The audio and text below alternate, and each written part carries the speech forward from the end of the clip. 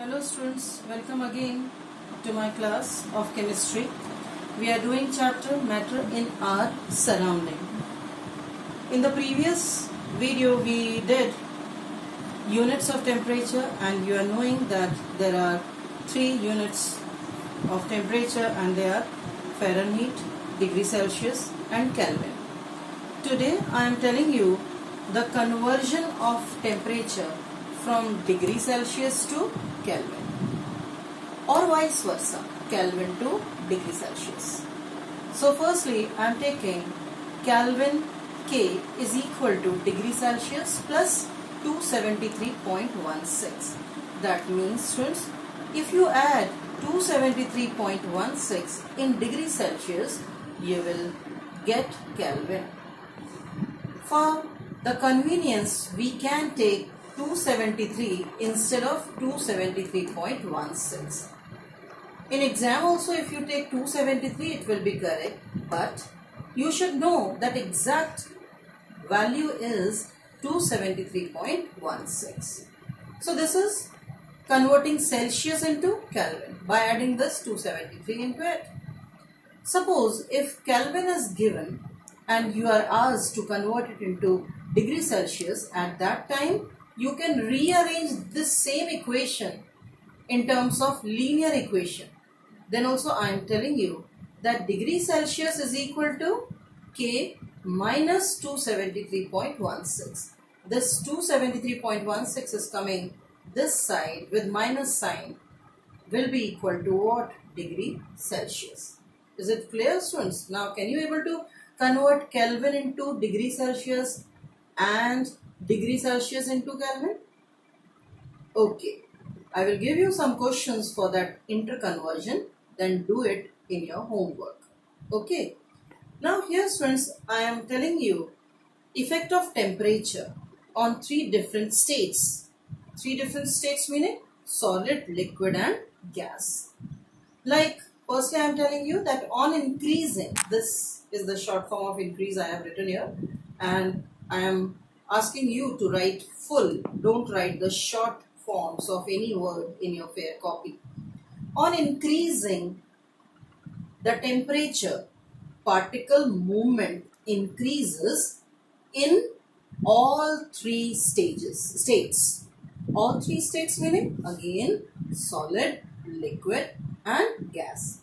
In all these three states, what happens? Particle movement increases on increase in temperature. Either it is solid, either it is liquid or gas. Particle movement increases, kinetic energy increases. Now specifically I am taking in solid. Suppose, as you know that in solid particles are very close to each other. They have more force of attraction. They are having definite shape. You are knowing it. So particles are very close and they are on their position only. But as we increase the temperature, particles start vibrating on their position. On further increasing the temperature, they start moving, they start flowing, meaning they are converting into liquid. If the particles are flowing, fluidity, so they are converting into liquid from which form? From solid form. Here I am repeating students' definition of melting point also, that temperature at which any solid start melting at atmospheric pressure. That is called melting point of that solid. Now after solid I am taking liquid. In liquids, particles are loosely packed in comparison to solid, isn't it? So on increasing the temperature in case of liquid, here also particles start moving apart from each other. Ultimately they evaporate or they start boiling. So boiling, here BP, boiling point, what is it? So again I am telling you students, temperature at which liquids start boiling at atmospheric pressure is called its boiling point. Okay. In gas also I am telling you students that if we are increasing the pressure, gases which are far apart from each other, further movement of particle take place in that. They becomes more far apart from them. So in all the cases, we are observing that on increasing the temperature, particle movement increases. Clear? Now a very important concept I am taking students related to this temperature. And what is it? For that, for explaining that, I am taking firstly an activity. What is it? I am taking ice cubes in the beaker. Ice cubes. These are ice. Ice cubes I am taking in a beaker, and I am keeping that beaker on a burner for heating. One thermometer is also inserted into that ice containing beaker. I am telling you students that freezing point of water is 0 degrees Celsius as well as melting point of ice is 0 degrees Celsius. So at 0 degrees Celsius we can have liquid water as well as solid water. So as you start heating this ice, the temperature reading in the thermometer remains 0 degrees Celsius only. You are providing continuously this heat by using burner, but no change is observed in the thermometer. Definitely, we are giving heat and that is getting consumed by these ice particles, ice cubes. But we cannot able to detect, measure that energy, heat energy which we are providing continuously. So where that heat is going? Why we cannot able to observe it? Why we cannot able to measure it?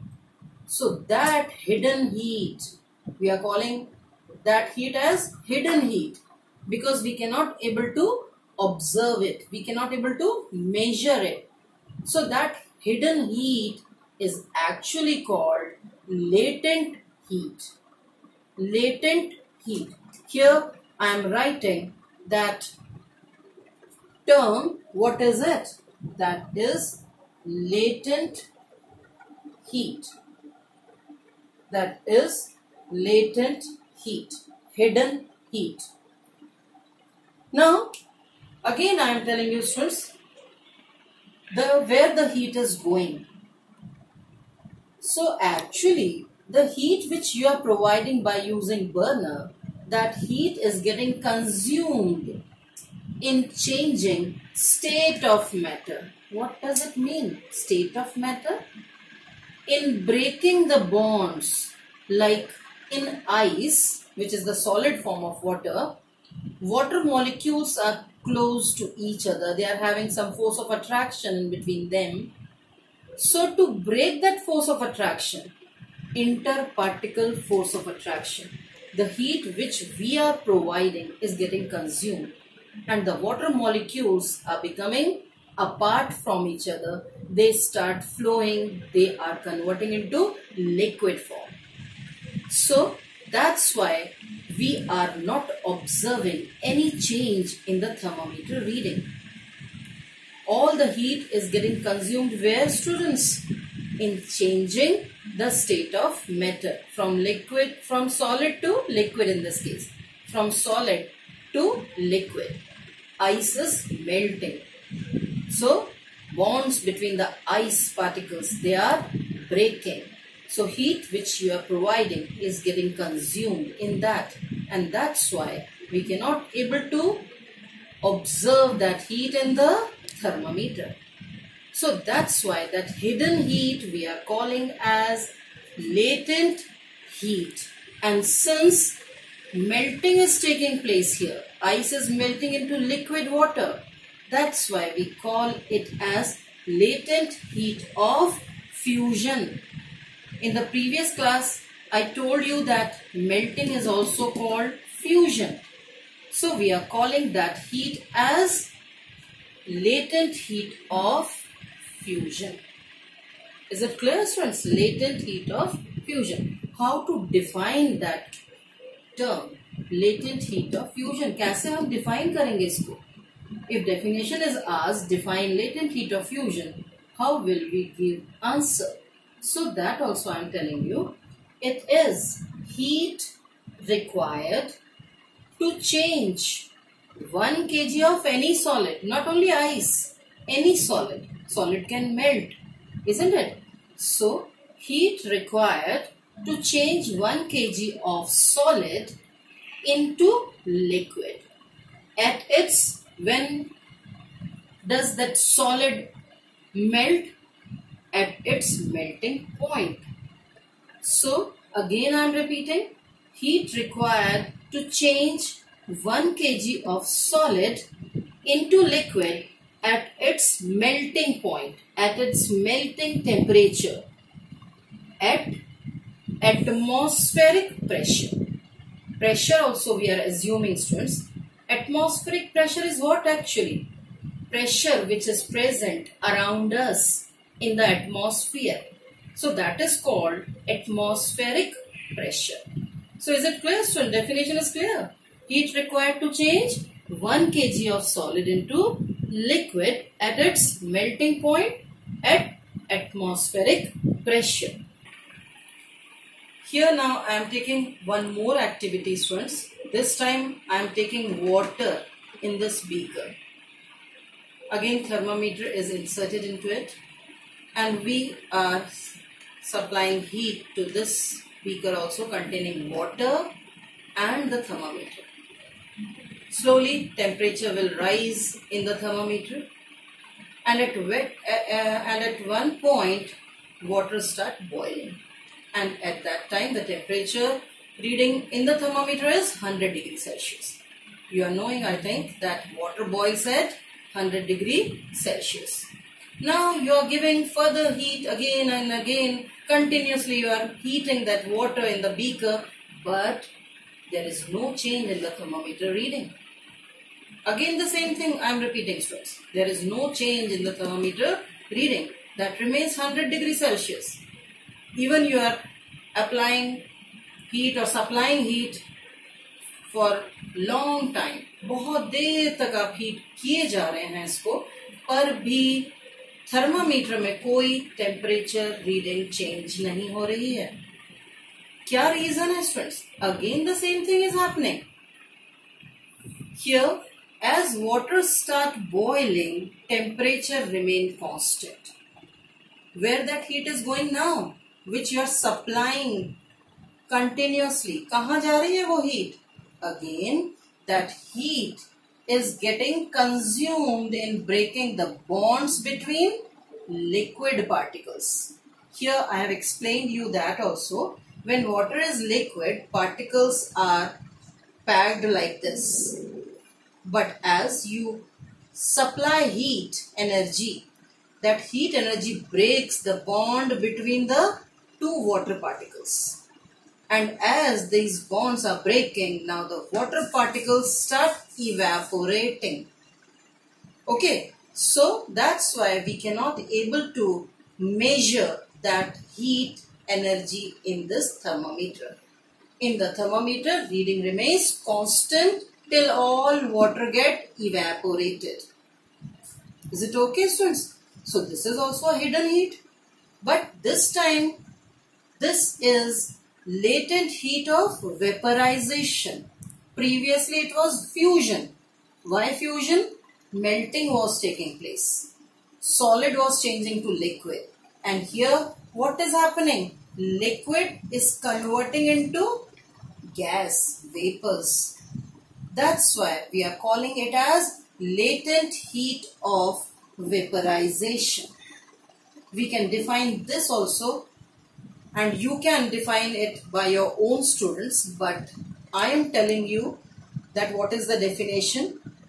Amount of heat required to convert 1 kg of this time liquid. Previously it was solid here. Here I am taking 1 kg of liquid. It can be any liquid, not only water. any liquid can be there. So amount of heat required to convert 1 kg of liquid into vapors. And when does a liquid boil? At its boiling point. At what pressure?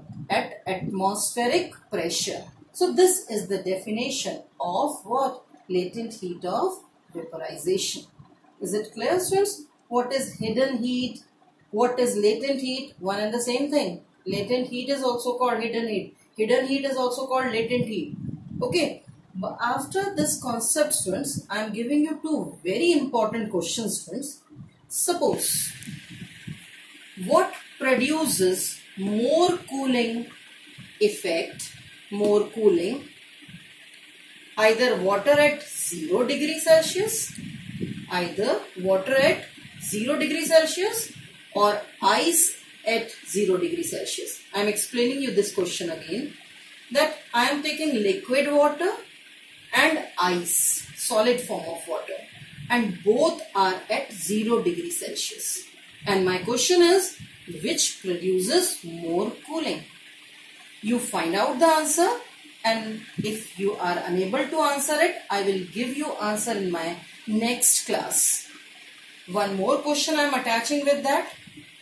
What produces more severe burns? Either water at 100 degrees Celsius or steam at 100 degrees Celsius. Both steam and liquid water, both I am taking at 100 degrees Celsius. And my question is, which produces more severe burns? Here, like you are knowing that water when boils, it will produce steam. That produces vapors. And that vapors are actually steam. But the temperature reading in this thermometer is 100 degree. So steam is also having 100 degrees Celsius, and this boiling water is also having 100 degrees Celsius. So my question is, which produces more severe burns? Find out the answer of these two questions. Otherwise, I will give you answers in my next class. And before finishing my class, I want to tell you one answer, because in many of the copies I found that answer wrong. That what is the difference between heating of sugar and heating of ammonium chloride? Answer is, when sugar is heated, it melts and get converted into liquid form. But when ammonium chloride is heated, it shows sublimation. It directly changes to gaseous form without coming in liquid form. Is it okay, students? So for this class, this much is there. Read it nicely and try to find out the answers of the two questions which I have given you. And some more questions I will upload on your Google Classroom. So please see to it and do it. Thank you, students.